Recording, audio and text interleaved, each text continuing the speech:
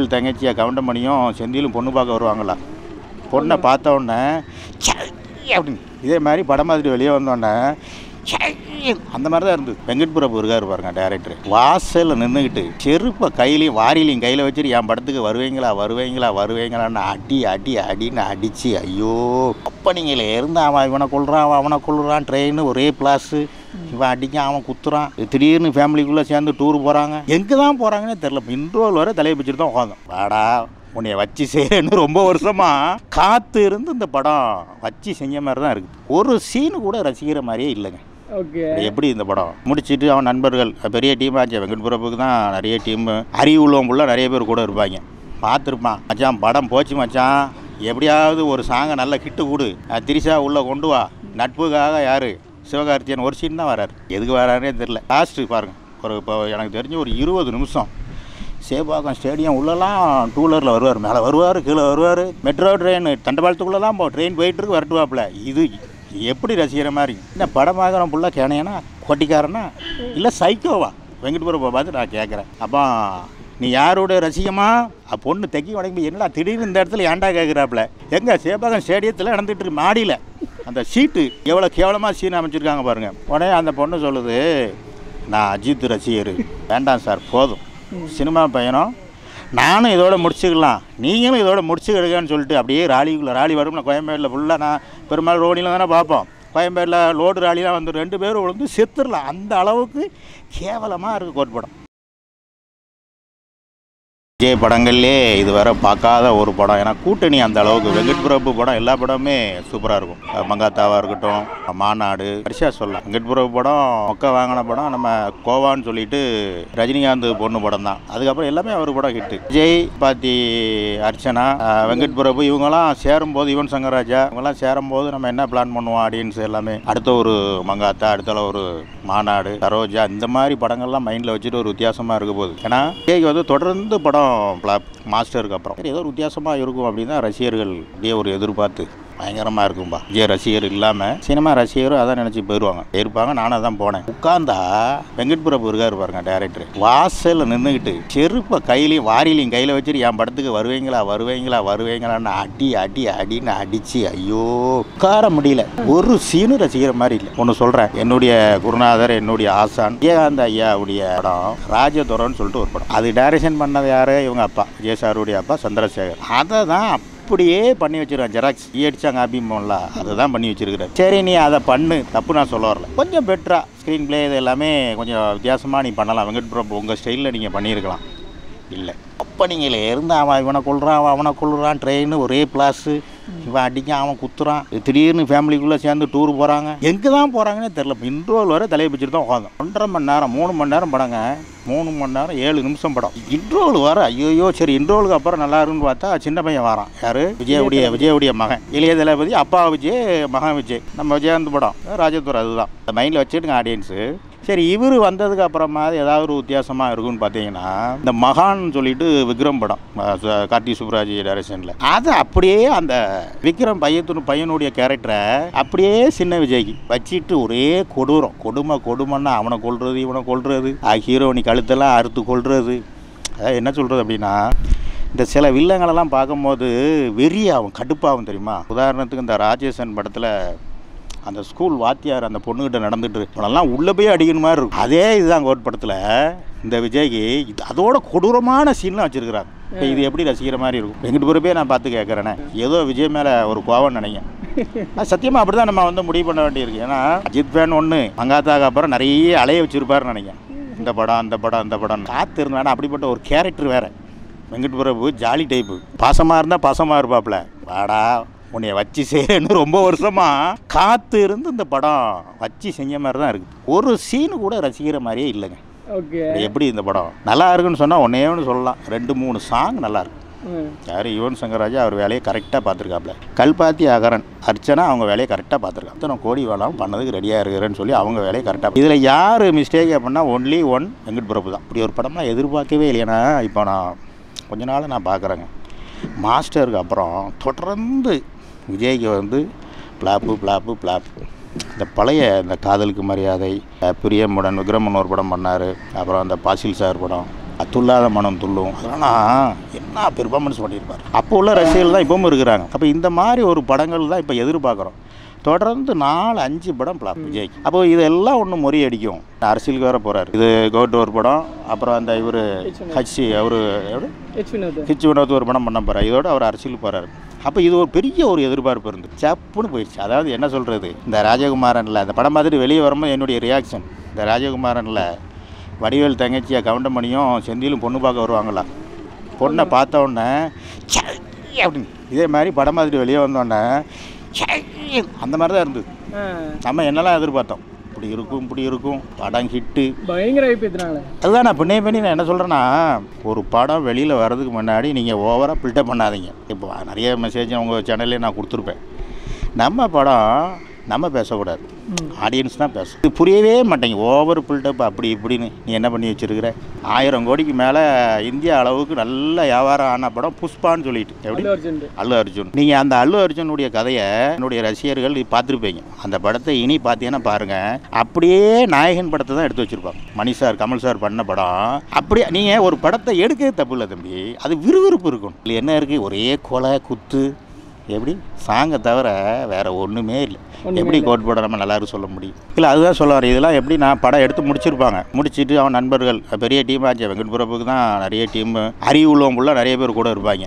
பார்த்துருப்பான், மச்சான் படம் போச்சு மச்சான், எப்படியாவது ஒரு சாங்கை நல்ல கிட்டு கொடு, திரிஷா உள்ளே கொண்டு வா, நட்புக்காக யார் சிவகார்த்தியன் ஒரு சீன் தான் வராரு. எதுக்கு வராருன்னே தெரில. பாத்ரூமில் அதாவது சேப்பாக்கம் ஸ்டேடியத்தில் வந்து கிரிக்கெட்டு, அது பழைய விளையாட்டை கொண்டு வராங்க. உள்ளே கொண்டு வந்துட்டு அதில் கிரிக்கெட் பார்க்க வராரு சிவகார்த்தியன். யூரின் போகாண்டி அங்கே வர மோகனை கடத்தி அங்கே வச்சுருப்பாங்க. லாஸ்ட்டில் கிளைமேக்ஸை சொல்லுவோம் பாருங்கள், படம் டிக்கெட் எடுத்து வச்சுருப்பாங்களா, அவங்க கூட கிழிச்சு போட்டுருவாங்க. நல்லா அதான் விஸ்வரூபம் படம் மைண்டில் வச்சுக்கிடுங்க. லாஸ்ட்டு கிளைமேக்ஸு டீயே வெடிக்க போகுது, இந்த மங்களாலாம் வெடிக்க போகுதுன்னு எல்லாம் எதிர்பார்த்துட்டு இருப்பாங்க. அதேமாதிரி சேப்பாக்கம் ஸ்டேடியத்தில் வந்து கொண்டு வச்சுருப்பாப்புல யார், வில்லன் விஜய்.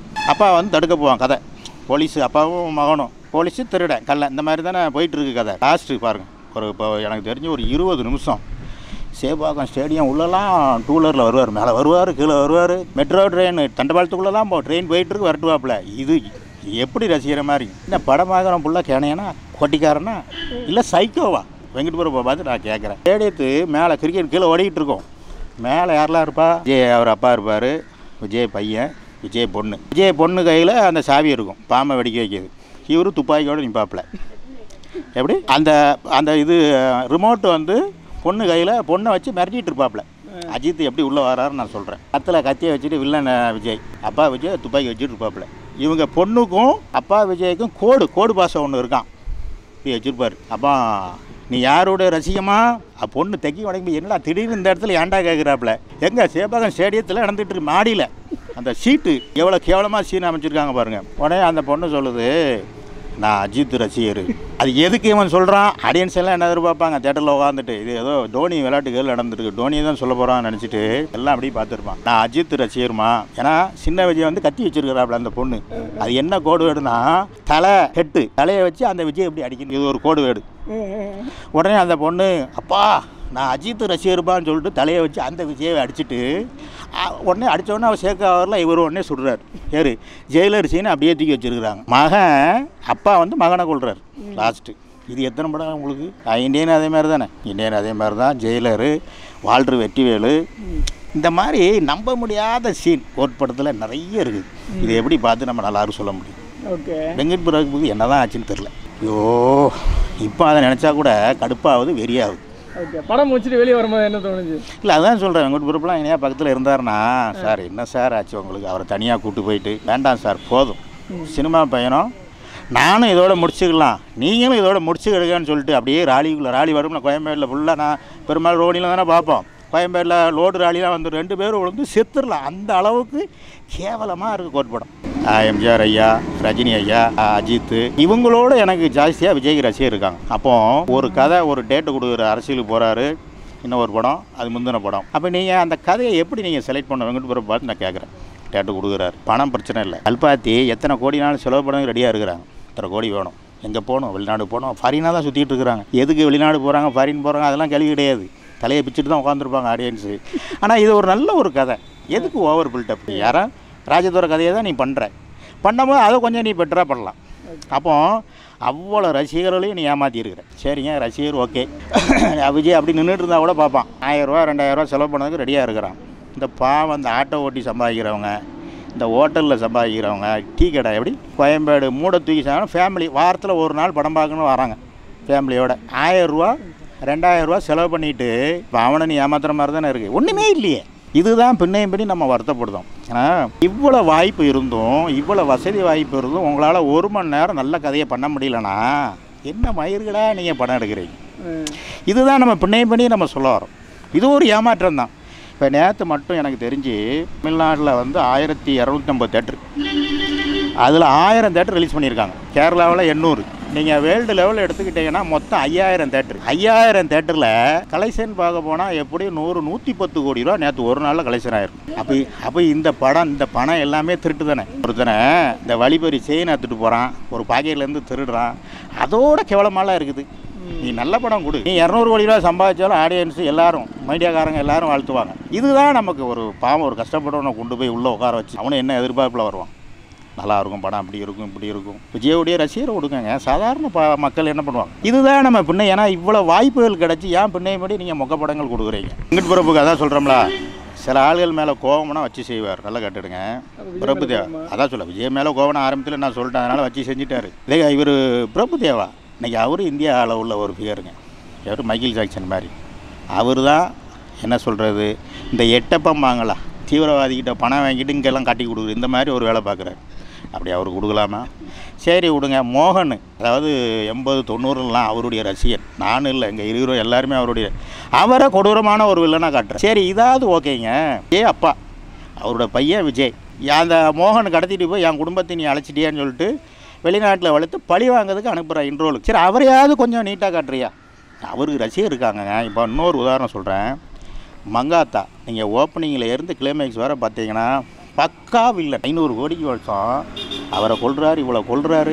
அவருடைய மோட்டிவ் வந்து சந்தோஷமாக வாழணும். யார்? அஜித்துக்கும் அவர் அர்ஜுன் 2 பேர். இதுதான் அவங்களுடைய பிளான். அது லாஸ்ட்டில் தெரியும் 2 பேர் ஒன்றா இருக்காங்க. அப்போ அதை எவ்வளோ நீட்டாக காட்டியப்போ ரசிக்கிற மாதிரி இருக்கும். இப்போ அஜித் ரசிகருக்கே ரசிக்கிற மாதிரி இருக்கும், படத்தோடைய ரசிகர் மாதிரி இருக்கும். ஆனால் இது அப்படி இல்லையே. அந்த சின்ன விஜயை ரொம்ப கொடூரமாக ஹீரோனியை கழுத்தாக இருக்கிற மாதிரி, கூட இருக்கிறவங்களாம் குத்தி கொள்ளுற மாதிரி, டேப் பண்ணுற மாதிரி.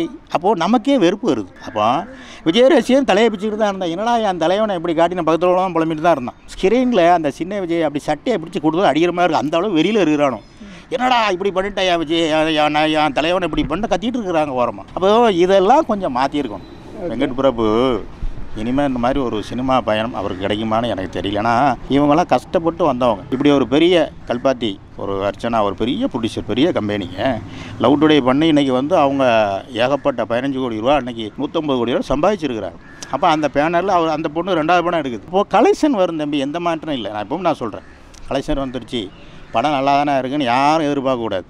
என்ன சொல்கிறீங்க? கலெக்ஷன் வேறு நல்லா இருக்கா? இது வந்து ஒரு சீட்டுக்கு ஏமாற்றம். விஜய் ரசிகர்னு இல்லை, சாதாரண சினிமா ரசிகர் வேறு படம் பார்க்க ஒரு படம் இல்லையா, சரி எப்படி தான் இருக்குன்னு பார்க்க போவோம். என்ன சொல்கிறீங்க? இப்படி போவாங்க. ஆனால் போகும்போது அவங்க மனசு நிறைஞ்சி வெளியே வரணும். இல்லை தம்பி, தலையை பிச்சுட்டு தான் உட்காந்துருக்குறாங்க எல்லாம். கோட் படத்தை பொறுத்தளவுக்கு வெங்கட் பிரபு சார் கொஞ்சம் பெட்டராக பண்ணியிருந்திருக்கலாம். சினிமா ரசிகர்களுக்கு ஏமாற்றம், விஜய் ரசிகர்களுக்கு ஏமாற்றம். சமூக ஆர்வலர், பத்திரிகை செய்தி தொடர்பாளராக என்னுடைய ஒரு அன்பான வேண்டுகோள், வெங்கட் பிரபு சார் தலை ஒரு படம் மங்காத்தா 2 ஏதோ பேசிகிட்டு இருக்கிறீங்க, அதையாவது கொஞ்சம் பெட்டராக எடுங்க. என்ன பண்ண தம்பி, இப்படியே தான் நம்ம சொல்லி வெங்கட் பிரபு தான் பார்க்கணும். அது 2 பேர்கிட்ட பேசியிருக்கிறேன், அப்பாயின்மெண்ட் வாங்கி தரேன்னு சொல்லியிருக்கிறாங்க. அவரை பார்த்து ஒரு 5 நிமிஷம் நோட்ஸ் எடுக்கணும். என்ன சார் ஆச்சு உங்களுக்கு, ஏன் இப்படி பண்ணீங்க? இப்போ நான் இந்த வீடியோ ஃபுட்டேஜெல்லாம் போட்டு காட்டி இப்படிலாம் நான் பேசியிருக்கிறேன். என்ன சார் ஆச்சு உங்களுக்கு, ஏன் இவ்வளோ பேரை ஏமாற்றியிருக்கிறீங்க? விஜய் மேலே உங்களுக்கு என்ன கோவம்?